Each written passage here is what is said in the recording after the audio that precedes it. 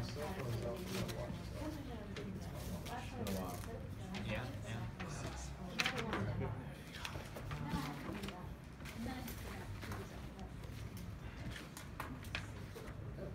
Joe. Yeah. Yeah. Fellow Toastmasters and guests, welcome to another meeting of the Toastmasters. Our normal presiding officer isn't here, she's running late. So in her stead, our VP of Education will be opening the meeting. Please welcome Joe.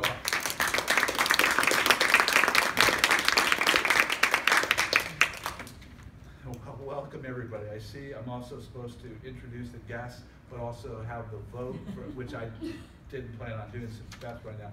Maybe what we'll do in the agenda change, we'll move that to later at the end. Yeah. So we'll just be, how many minutes? Let's see, 5 minutes, so we'll have some extra time. We just have to keep that track of that because it's a pretty full meeting today.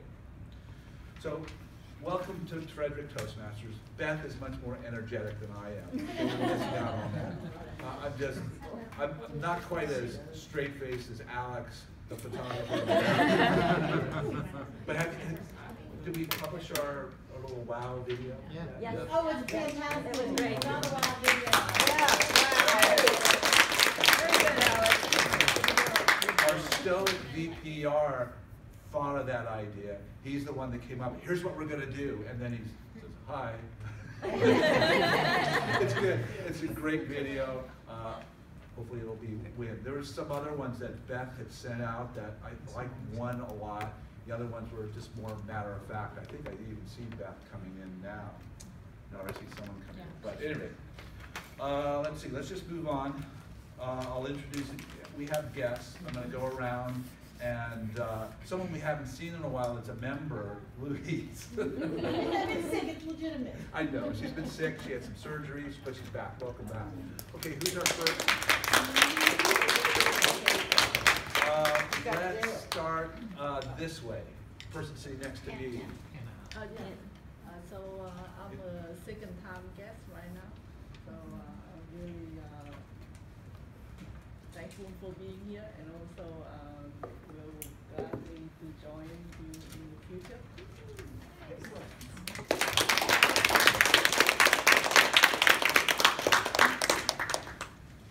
We'll put this for Beth. Who's our next guest? I'm here. Hi, I'm Dhaval. This is my third time here. Feels good to be here. Thank you. Yeah, and I think, Dhaval? Yes, sir. You were the best part of the end.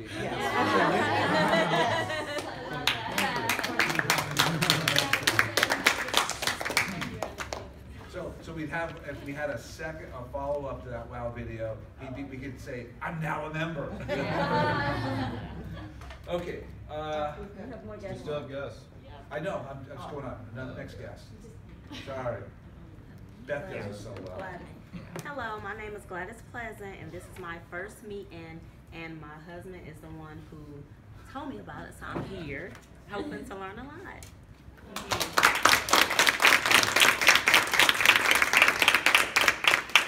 Hi, I'm Del Pleasant, and I've heard a lot about the organization, and I came by to learn more, to be here in person, so, and I dragged my wife in here.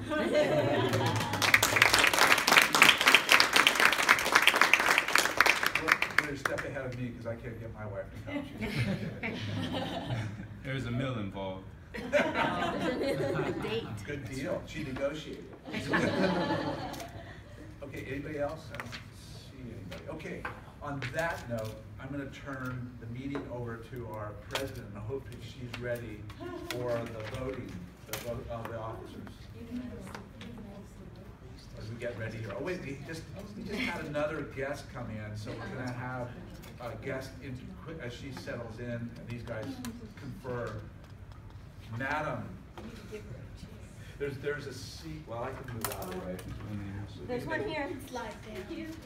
Okay. And I'll get you a you got your card for me? No, just finding it the first time. Yeah, there's, for those of you that, there's been a parking change, I guess, if you're a guest, they actually asked me to park on the street or something because I'm not really a guest anymore. No, I can't park in the visitors, but, so I said, well, I know we're expecting a lot of Toastmasters, so I'll move. But again, introduce yourself, who you are, why you're here. I'm Deborah Santafemio, and I joined Toastmasters in Myrtle Beach a couple of years ago, and I only made it to a few meetings and then I had to move. And now I'm finally settled into my move and wanted to come back. Great.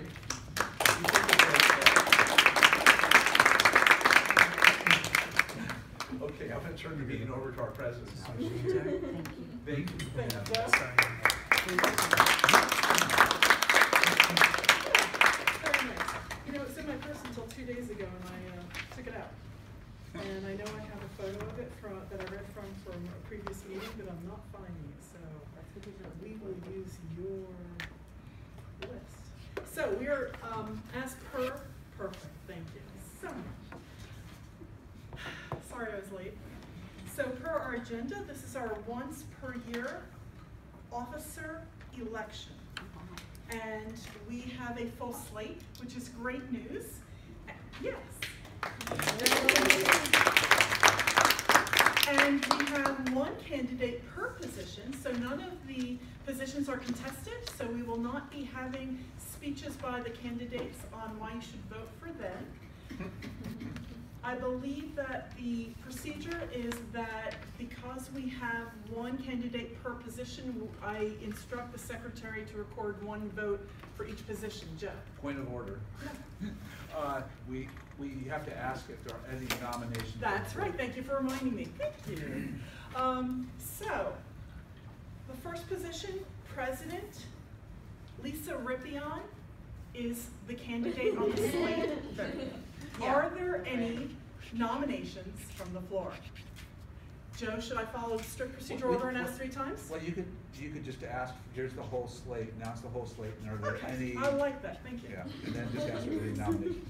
That's what Toastmasters is all about. We help each other and I get through it. Okay, so for president, we have Lisa Rippion. For vice president of education, we have Jerry Stevens. Jerry?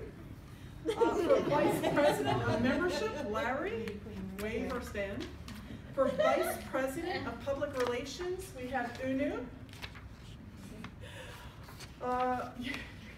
Your hair tripped me up. I saw that in the corner of my eye and I was looking for you somewhere else. For secretary, we have Bakari. I believe Ruth Mosley could not make it tonight. She is our current treasurer and she's running to be treasurer again. And for sergeant at arms, we have Leanne. Are there any further nominations for any of these positions from the floor? Going once, going twice, going 3 times. Point of order, do we have a quorum? Yes, we do. Okay. So we have 23 Active members. active members, 21 active members, so I couldn't decide whether a quorum would be 10 or 11 because it's 50%. So if we say quorum is 11, I believe we have more than 11 active members present for this meeting. I'm guessing we have approximately 14 by a quick scan. So secretary should report that? She can, however, we would need at least 10 or 11 votes for each position, but because none of them are contested, we record 1 vote per position. So, secretary, if you could record 1 vote per position, and join me in, so let me check the agenda. I think we are ahead and we're going to stay ahead. I'm not going to take extra time, but I'm just checking if we have time to clap. We do. So please. Wait a second. Did we vote on the standing? Well, do you establish there's a quorum? So secretary, please record so 1 you didn't vote take per a- position. Well, No vote is needed when there's only one. Oh, gotcha. No but votes you needed. still have to claim that you're gonna apply, you still vote. I mean, not everybody, someone might. We agree. Anyone opposed to any of Everybody's those agreement. positions? No nays. The Okay. ayes have it. Okay, that's all you have to do.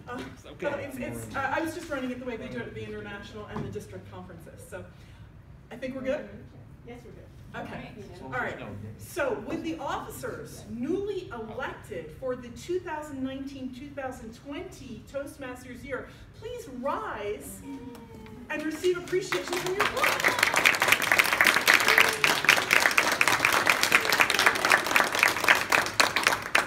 And I will just add that I think this is the greatest club on earth for a number of reasons, and one of those reasons is because we have great members and we have people who are willing to step up to leadership positions, and we have great leaders, and it just keeps on going. So I am very pleased and proud to be affiliated with this club, and I couldn't be happier with the new slate of officers, and I'm looking forward to being the immediate past president, a position for which I do not have to get voted.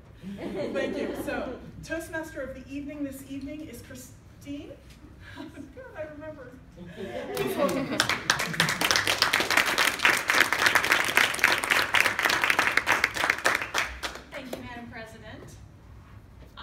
Toastmaster and your host for this evening, and I have two major roles. One was to make sure that all the roles were filled ahead of time, and then be your host to make sure we stay on time.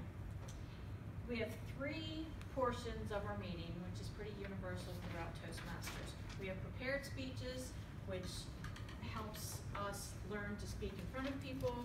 We have table topics, which teaches us to do impromptu speaking. And we have the evaluation portion, which allows us to improve through feedback from others. For filling up roles ahead of time, there are 18 speaking roles at a meeting. Between speakers, evaluators, all the helpers, table topics, president, 18 roles. So I thank you all for signing up. We'll start with our prepared speeches. First up is Jody Schmidt. She is speaking from Pathway. Oh, I'm sorry. Yes. I just wondered. After all that, after my love to you guys. All right. Our first helper, our grammarian, is Louise Harris. As a grammarian, I'm going to listen to the speakers and anybody who does the table topics, and I'm going to listen for proper word usage or improper word usage and record that. I will also record the word of the day, and I will report back at the end of the meeting. Okay.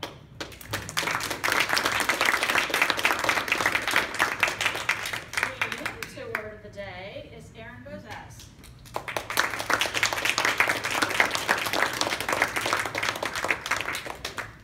So the word of the day is stupendous. It means it's a verb.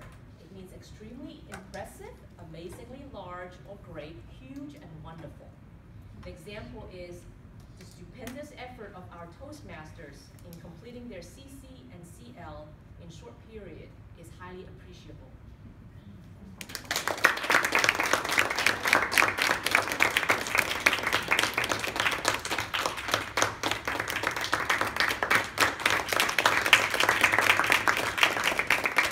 If someone's coming up here to speak, we usually clap on their way up and on their way back. If someone is standing at their seat going to roll, we don't have to clap while they stand up, only when they finish in appreciation. Our next helper is our Wizard of Oz, Lisette. Hello. Okay, so I will be counting your and today.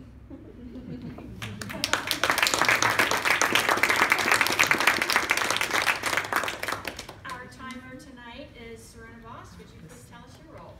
Sure. Tonight, just like tempo is important for music, Toastmasters, Toast meetings, are, timing is very important in all the meetings. So I'll be operating this device today, and every educational section has the minimum and maximum times. So you're supposed to speak minimum amount and then not go above the maximum amount. And so you will see green light at minimum amount and yellow light at midway through that minimum and maximum, and then red light at the maximum amount. And then you have 30 seconds to drop that. And I'll report at the end of the meeting. Thank you.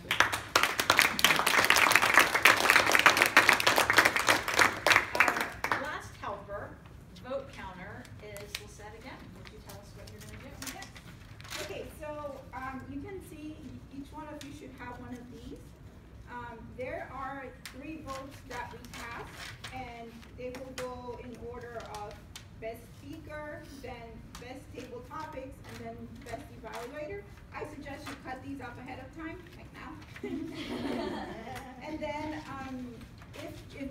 anything that you want to let the speakers know about their performance, or anything that you would like to know, you can do it on here and give it to them at the end of the meeting, Toastmasters class. Okay.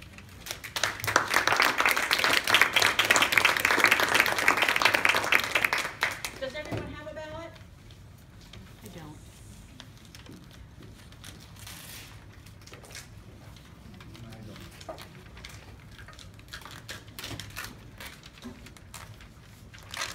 Time to introduce the speakers?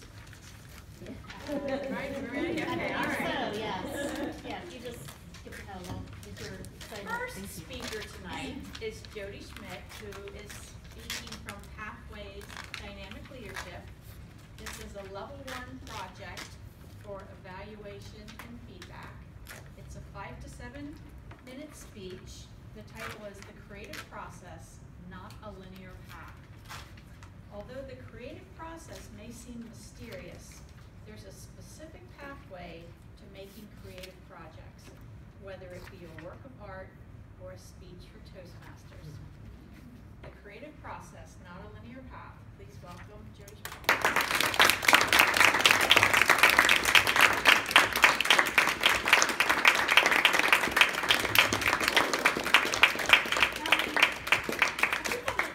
Here for right now, and then you can pass that around when I get to that. Then I'll have to figure all this stuff. All right.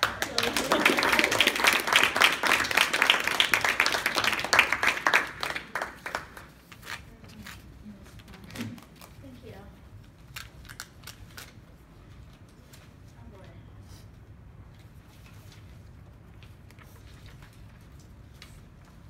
I think I left my most current speech at home, so bear with me. I only have like an older draft. Inspiration exists, but it has to find the working. And that's a quote from the artist Pablo Picasso. So welcome Toastmasters and honored guests. Tonight I would like to talk about the topic of creative process. And I often get asked, where do you get your ideas for your artwork? And people say things like, you're so talented on social media when they see my artwork, but they don't really know what goes into that artwork. They're only seeing the finished product. But if you, just depending on whether you believe in the concept of God-given talent or not, I believe there is a process that you can follow when you're making something creative that will, bring you to that finished product. Sorry, I lost my spot again. So according to the author Flora Richards' 2019, the creative process is not random, and in fact there is a thought process that's very intentional where you have new ideas that get recycled from older ideas, and then they become like a new concept, and it can be documented by two scientists, Jacques Hadamard and Henri Poincaré. They investigated the creative process, and they created something called a creative process model, where they studied that, and as they studied that, they realized that there is a process that a person goes through when they're trying to make some sort of creative project, and it is a very intentional process. It isn't like just some light bulb moment kind of thing. So these steps in the creative process are intent and activation. So that's step 1, and that would be, you need to have some kind of assignment that you are working on that's creative. It could be an art project, for instance, and I brought in some different items of artwork that I've made for 2 different art shows, actually. So if you want to look at those while I'm talking, I'll pass those around. This one is one of my most current ones, but be careful with it. Some of the glue is coming off, unfortunately. So then the second part of the creative process is explore and collect your ideas. So in this case, I would be exploring my ideas through a Pinterest board or looking at photo references, maybe on Pinterest or something like that, to get some visual material to draw from. And then the third part would be experiment. And for experiment, I would be testing out my ideas in a photo collage or a thumbnail sketch to see if that idea is going to be fruitful or not. So it's kind of like a dress rehearsal. So then the fourth step is evaluate. And in the evaluation process, I would say to myself, is that idea going to work with the materials that I have, or maybe the mandate that I have for that project, whatever that might be. Usually for art shows, there's some kind of theme that you want to try to make your artwork about, so you work within that constraint. So in a similar vein, I learned the creative process as an art student at McDaniel College. And that's where I learned to use these sketchbooks to document all those visual references I was talking about. So that's where I start really fleshing out the ideas and putting the images down and writing notes about those images. And that really helps me to kind of imbibe those ideas with life. And that's sort of my testing ground, as I was talking about these collages and the sketches. That's how I do my initial test, and then I would move on to some sort of collage or drawing from that point. So if you want to look at those. And I actually marked this one because it has a few pages in it that directly relate to that pink box that's over there of Robert Frost. So when I was a student at McDaniel College, I had a teacher that taught me the creative process, and he talked about the importance of collecting ideas and putting them in notebooks from art websites or Google searches or art magazines that you buy. And even he talked about the importance of going to art galleries so that you could get filled up with new ideas. And we actually took a bus trip to New York City for a whole day when I was a student at McDaniel. And I still use the notebook concept, as you can see, and I found it to be very helpful. But when I was taking this class with this professor, I had artist block for 2 weeks. And the problem was that the project was very personal and very open-ended. He instructed us to write about subjects that are important to us. So this was my senior studio level class. So it's not just copy the still life. It was you had to come up with your own ideas, your own artist statement, and then you had to come up with work that would express that sort of artist statement in a visual way. So I'm thinking everybody has done everything there is ever. There's nothing new to say in this. So I was blocked up for 2 weeks with that. And I found that I was able to unblock myself when I stopped thinking about, ironically, about what's already been done and visual work. And so I had to go down another path, and I went down the path of looking at songs that have special meaning to me. So instead of visual imagery, I went backwards and I went into the language, which we hear you're not supposed to do. But that really inspired me, and I was able to get through it. So I ended up doing artwork about these songs by Sting, and that really helped. And then I was able to get through the imagery after I got the words. So let me go on to the next thing. So I read some articles about the process, the creative process by Tanner Christensen, and it's called The 6 Steps in the Creative Process. It's by Emily Butts and, the Creative Process by Tanner Christensen and the 6 Steps in the Creative Process. And these are really interesting articles, but they did not talk about the problem of artist block. So I feel like they have really oversimplified that whole subject. So I just want to go over, let's see, those steps again, since I'm running out of time here. Intent activation, that's the first step. I just wanted to go over that. So you could write a Toastmasters speech from Pathways. 2, explore, collect ideas. You could research your topic, or you could write an outline to see if that's going to work for you. You could experiment. So you could write a draft of your speech and then have somebody edit it for you. And then you could evaluate, which would be 4, and that would be timing your speech to see if it meets the time limit And also asking yourself, do I have the appropriate visual materials if it's something that needs to be illustrated or a PowerPoint? So it could be electronic. And then your presentation or production, which is 5, which would be giving your speech at a club meeting. And I would say it's important to remember the creative process is not linear and that you may have to incorporate other approaches to get to your desired result. And I'd also like to add that I believe that this is something that you have to learn, like cooking or writing, and that it's something that you have to practice on a deliberate basis. So don't let your ideas about your talent or lack of talent get in the way of going after doing something creative if that's what you want.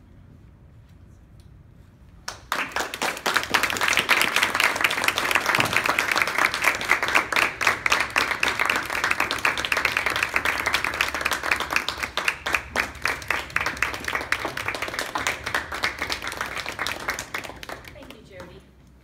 Our second speaker tonight is Leanne Mazzardi. She is speaking from Pathways Motivational Strategy. This is level 1 icebreaker. That's 4 to 6 minutes. Leanne enjoys doing the service-oriented work of administrative assistant and accounting. She lives and works in Frederick City.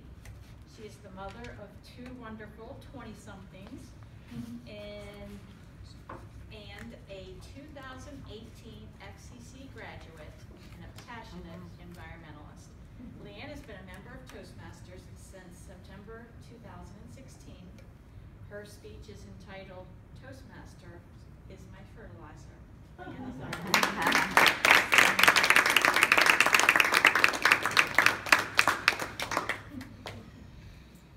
Good evening, Toastmasters. Yes. Frederick Toastmasters is my fertilizer, but you're all wondering what in the world she means by that. I think you can tell a lot about a person by the title of their speech. You can probably think, I like plants. You may also think that Toastmasters helps her grow. You can also infer that although Toastmasters is a big part of her life, it is not, to continue the metaphor, the root of her. All of those would be correct. I love plants. Big, bright, blooming flowers. Spring and summer are my favorite seasons. I just feel like I come alive again in the warm sunshine of spring. So this metaphor definitely fits me. Let me tell you about my roots. I am a Christian. My roots are firmly planted in the teachings of Jesus Christ. I believe that Jesus guides every way and all my decisions. I talk to Jesus as a friend and a mentor all the time. I also not necessarily question him, but ask questions all the time. I am only human after all. I believe that God's timing is perfect. He will always have my back, and he will always provide enough.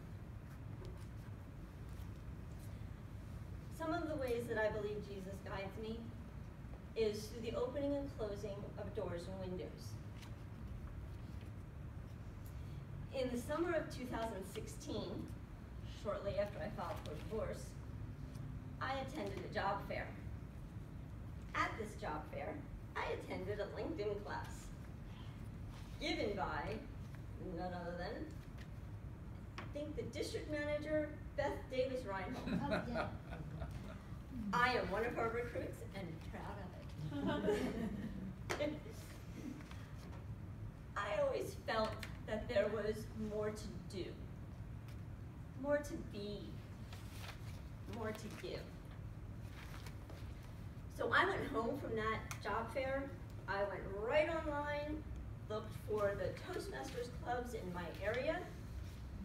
Frederick Toastmasters, at the time, was the only one that fit into my schedule.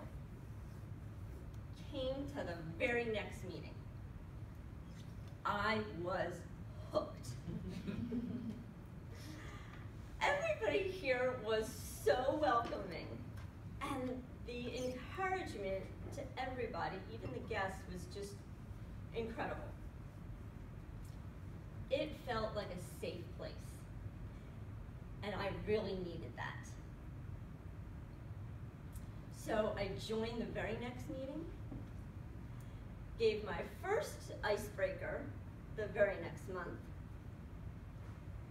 Now, you think that all that enthusiasm, I would have finished my first 10 speeches in what was then the Competent Communicator Manual pretty quickly. But, like fertilizer takes time for plants to grow, I am taking my time and letting Toastmasters help me grow. And like I said, Toastmasters is a very important part of my life, but is not the whole of my life. God has been guiding and stretching me in other ways as well. In the last 2.5 years, my divorce was finalized. I, along with Peter and Alex, my 2 adult children, had to clean out a house we'd been living in for 20 years in order for me to sell it. In that regard, Frederick Toastmasters led me to a wonderful realtor who not only helped me sell my house in Emmitsburg, but also buy my house, my adorable, wonderful little townhouse down here in Frederick City. And I settled on both properties in the same day. Is that the coolest thing? I thank God for bringing him into my life often. Also, as you heard in Christine's introduction, I graduated with a General Studies Associates from FCC. Very proud of that. So it has been a busy couple of years. What's next? Not quite sure. I know I would like to, and I'm working on, getting a job, a career job, in an industry that is doing something good in the world. And I know that I will continue to grow and stretch in the warm light of God's grace and guidance, with some encouraging help from my fertilizer.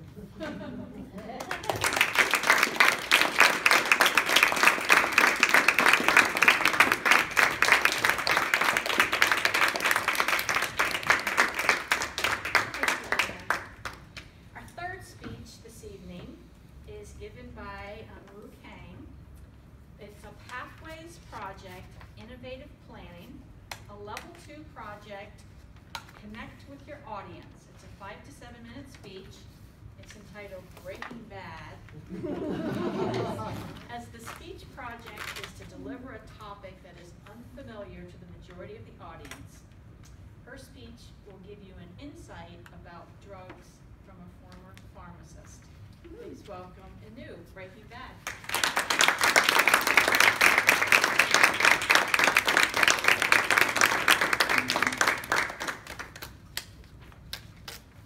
feel a little bit weird to giving this speech after Leanne's blessing. Anyway, do you know how to make drugs? This was the weirdest, yet the most common question I've got since I graduated from university. I was a pharmacist and a chemist at the same time. So people thought that I might be someone who is secretly making in lab something illegal that they can provide something. Drugs can make you stupendously happy and excited very easily. And this is the reason why people are looking for it even though it's illegal. But would you be interested if there is a way to make it without breaking the laws, so that you can take it whenever you feel like you need something, when you feel to be positive? So I'll tell you the top secret that no one had told you before. But first, we need some insight from an ancient tale. Long time ago, in Asia, there was a monk who wanted to know the ultimate happiness. So to seek the truth, he decided to do a long meditation. He went to a deep cave, sit still on the ground, in a total silence and darkness.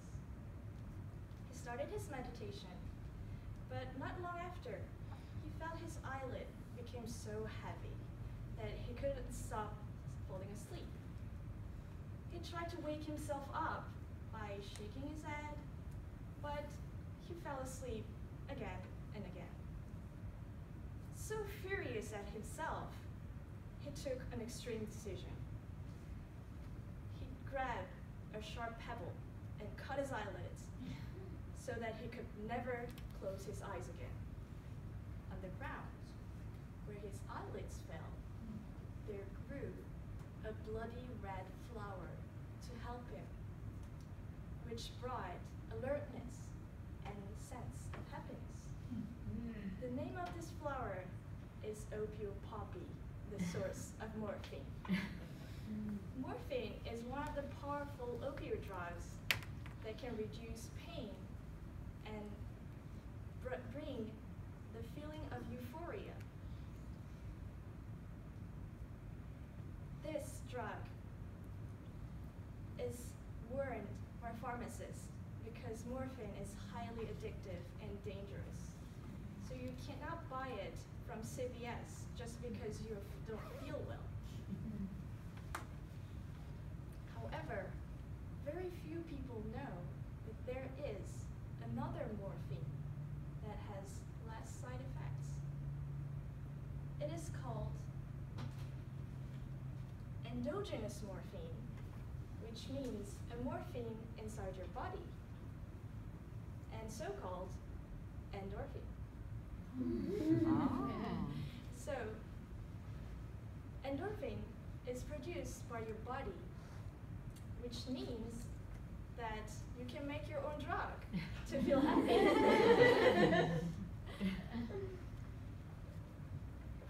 The brain produces this endorphin, and the endorphin, just like morphine, it can block the pain signal and make you feel happy. The question is how we are going to make this. What can trigger your body to make these molecules? There are several ways to trigger the endorphin production, such as aerobic exercise or eating chocolates. But I'll tell you the simplest and easiest way. The secret is smiling. The movement of your face is interpreted by your brain, and in turn releases endorphins. And that endorphins make you feel happy and even lower your stress level. And it doesn't matter if it's a real smile or a faked one, because your brain doesn't differentiate them, because it only interprets the movement of the facial muscle. So let's practice. 3, 2, 1. Smile. All right, you're our drug masters now. Life has some ups and downs, and sometimes we feel miserable, and we need something strong to make us happy. Just remember that your body has already the resource that you need whenever you feel sad or depressed. So tonight, if you go home and your loved one asks, what did you learn from Toastmaster? Tell them that I learned how to make drugs. I'm kidding. Tell them that you know the secret of happiness and give them a big smile.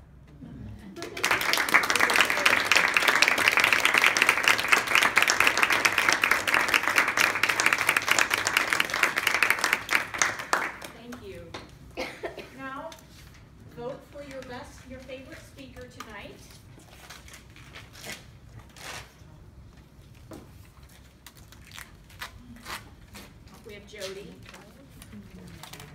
We have Leanne and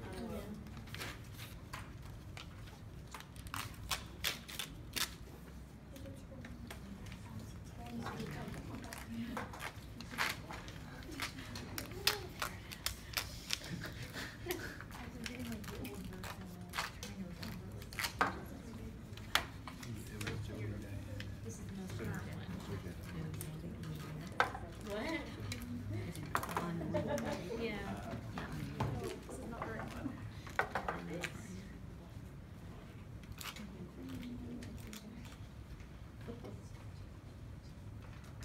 All right, all votes in?